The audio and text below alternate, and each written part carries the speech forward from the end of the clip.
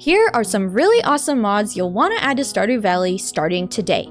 If you want to create a mega textile farm, see Jodi and Kent's relationship blossom, and maybe go beyond the traditional skill tree, then you've come to the right place. Hey everyone, it's Skippy, and today I'm going to be covering 10 new trending mods in Stardew Valley that affect your gameplay mechanics, add some visual changes, and add some really cute animal retextures. Most of these can be added early on, and none of them are too advanced for the average player. If you're wanting to add fun little additions to the game, or just looking for more unique changes to your growing mod list, then get ready to jump in. I've gone ahead and timestamped each mod below, and you'll find the link to their page on Nexus Mods in the description too. Number 1. M's Critters updates all of the non-interactable animals in M's wonderful style that we've all come to love and adore. With this mod, you'll see 13 different animals that live around the valley and Pelican Town get retextured. Like other mods similar to this, there's a whopping 22 variations for the butterflies and 6 different variations of birds that can be turned on and off at your will. I mean, I'm not surprised at how great this is, considering the mod creator has been rapidly putting out tons of different animal updates. They've also stated that more animals will be added to this pack as time goes on, and I'd like to point out that they've uploaded a version that is compatible with Stardew Valley expanded specific animals too. Number 2. Darcy's Coffee Shop adds a small cafe at the bottom of Pierre's general store. Inside, you can navigate easily to Darcy's and purchase 12 new drinks and 5 new pastries, such as lattes and cinnamon rolls, that give out pretty decent buffs for the most part. She also has a seasonal stock of items which give a 1+ bonus to speed when consumed within their season, which is how I feel when Starbucks brings back the caramel brulee latte every single winter. Darcy is not a romanceable character, but she does have a 6 heart event, and if you become good enough friends with her, she will provide you with a secret coffee recipe. Currently, she does not attend festivals, but she does walk around town when not attending her coffee shop. She is compatible with Stardew Valley Expanded, with minor visual issues with some of those NPCs, and you might find incompatibility with other mods that edit the inside of Pierre's coffee shop.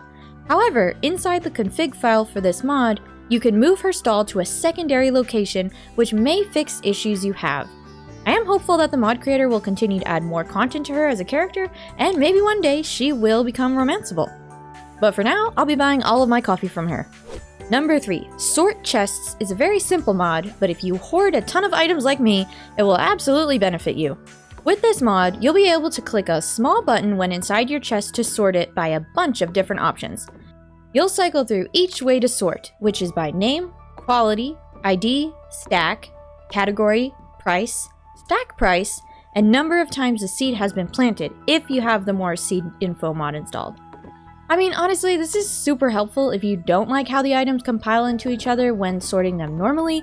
I personally am probably going to use the A to Z going forward. Number 4. Pam's Fancy Trailer is for all you modders out there that want to help Pam before you can afford to build her a new house. This takes Pam and Penny's trailer and redesigns the outdoor appearance to be more cozy. There are seasonal variations to this mod too, and it gives it a real rustic look. It is definitely giving more tiny house now. Number 5. Molamole's Tree Winter Star has become available at the perfect time for the real-life holidays. Customize your Winter Star tree to the extreme with all of these different variations. This mod also uses alternative textures, so each of these trees are capable of being retextured to have decorations, no decorations, lights, flashing lights, no lights, and 30 different types of garland strings to put up on your walls. You can definitely add some major Christmas and holiday spirit to your home and farm with these inside and out. And you might even consider adding some to the center of Pelican Town as well. Number 6. PC's Victorian Furniture mod is very self-explanatory. This themed decorations mod adds 2 catalogs with a whole lot of furniture to explore. I definitely had a lot of fun putting together my room, and there is so much that can be done with this mod. You'll find plenty of ornate carvings, gilded accents, soft velvet cushions, and plenty of flowers to really accompany the rest of your furniture. I especially love this 3/4 wingback armchair, though right now it's going through some technical difficulties, but that's okay because they look amazing. These 2 catalogs can be purchased at Robin's for 50,000 gold each, so they are not early game content. They're listed as hazelwood and rosewood depending on what color palette you're wanting. In each catalog, there's tons of items, but I do recommend getting both if you want to decorate your entire house in Victorian-themed furniture. And please note, it does not come with wallpaper or flooring, so you might consider getting an additional mod for that or using the vanilla ones like I did here. I think they work really well. Number 7, Cloths and Colors Sewing Skill Expansion is quite a large mod on this list. In fact, it's probably the biggest one, besides the last one. This mod completely reinvents the general use of wool and cloth inside Stardew Valley.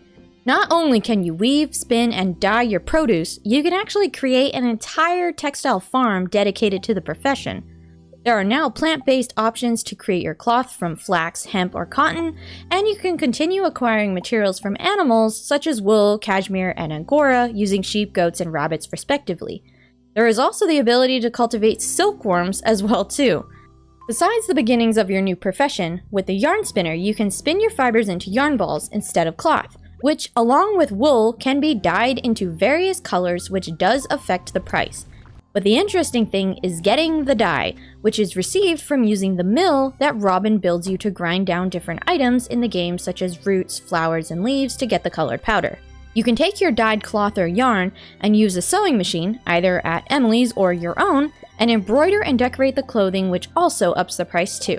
Now, one of the best parts about this mod is that besides all of the wonderful opportunity to transform your farm into a mega cloth business, you also have a sewing skill, which has mastery choices at level 5 and level 10. One thing I found interesting is that you don't immediately start out with all of these things to do, but you slowly progress and unlock them, level by level, like a lot of the other skills in Stardew Valley, making it a really good mod to add to your game at any time because it won't be overwhelming even to new farms or new players. To get started with this mod, Emily will visit you once you unlock cloth, and if you've already unlocked cloth, I'm pretty sure she'll send you a letter in the mail, giving you the recipe for the dye machine and some red dye to start with. After you create your first dyed item, you'll take it to her where you'll have a quick cutscene and she explains how to make dye and everything else. Slowly, you'll unlock stuff to create these items and sell them, and they do sell for quite a lot of money, as you see here. I was actually kind of surprised. Cloths and Colors is compatible with a lot of different mods, incorporating some of the unique items that they also add to the game. Such mods are Stardew Valley Expanded, East Scarp, Sunberry, and Animal Husbandry, among many more. See the full list on the mod page below. Number 8. Serendipity Rewards is a gameplay modifier that essentially takes every action you do in Stardew, such as farming and mining, and gives you the chance to trigger a lucky event. Depending on what action you're doing will depend on the reward you receive for doing it. Farming gets you potential double harvests, discovering random seeds, or finding wildflowers. Mining might get you ore duplication or find gems inside regular stones while in the mines. Foraging and tree cutting can give you extra bursts of wood, and seasonal fruits might fall out of non-fruit trees when shaken. Digging will unearth artifacts and treasures on regular spots on the ground. And you can find random stashes of gold doing anything. And one of the best parts is that this is all configurable, so you can completely set the chance of this to happening to 100%. It's also universal, meaning that the mod will scan all the other mods in your game, incorporating all the items that are available with them to be given to you. The compatibility with other mods is very high and is available for PC, Android, and in multiplayer. Number 9, Apex Mastery Mod is a mega mod for Stardew's progression system. This is inspired by classic RPGs and adds an interactive skill tree with 59 nodes that branch off into different sections to choose from. You can actually move around the skill tree to look at the different skills, similar to a lot of other games. One that is coming to mind to me is like Diablo 4, specifically with its Paragon levels, which I think is super cool that it's interactive like this. You can access the skill tree by default with the P key on your keyboard or by clicking this little button in the top left corner. The main features of this mod are to expand your vanilla skill mastery, onward from level 10 and the Mastery Cave, into something even more. You can install this onto existing saves, as the mod will calculate and give you points for previous levels you would have already achieved, which is awesome for some of you who have already got a couple hundred hours into a save. But don't let that scare you, because I started out with like 13 points, which is how many total points I had in my other skills, so this is definitely a mod you can start with on day 1, which is not what I originally thought when reading through it. And once you hit level 10 in all skills, you can ascend, which I imagine unlocks the god tier abilities. They have some really cool powerful skills to acquire to help in the game, for sure. It's also completely compatible for Android and touch support, so don't worry mobile users, you can definitely get in on this one too. Number 10. Rekindle, a Kent and Jodi event expansion mod. This mod takes the slowed down, stunted relationship of Jodi and Kent and revitalizes their marriage, and you get to see it through your creepy little eyes, like everything else that goes on in this town.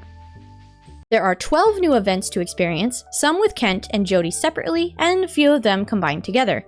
Enjoy the journey as you see the relationship rekindled after Kent arrives back home from the army, starting with a major change to his third heart cutscene, which is Kent gets therapy. After that, it begins to build their storyline together and individually. They also have unique schedule changes, so that way the two of them both still visit their friends, spend time together, and enjoy their hobbies. There's over 140 lines of dialogue and after-event reaction dialogue to build the immersion. You can install this onto an existing save, especially if you're still in year 1, but you might not get all of the cutscenes if you're already above 6 hearts with Jodi. The content doesn't begin until you see Kent's third heart event, so generally speaking, it's pretty easy to add into the game. Not only is this mod really well made, it's also super wholesome. Going through these photos of the cutscenes on the mod page, and starting it myself in game, you can see that they'll get the happy ending that they deserve. And it's listed here twice that there is no romance between the farmer and Jodi or the farmer and Kent, so we are not causing problems this time around into this relationship, which is what these mods are usually about. Anyway, that's all I have for you guys this time around. If you guys love Stardew Valley and want more mods to see, like this one called Wandering Spouses, check out my other video right now here on the screen. And if you enjoyed this video, please like and consider subscribing for more Stardew mods from me. Thanks again for watching, and I will see you guys in the next one.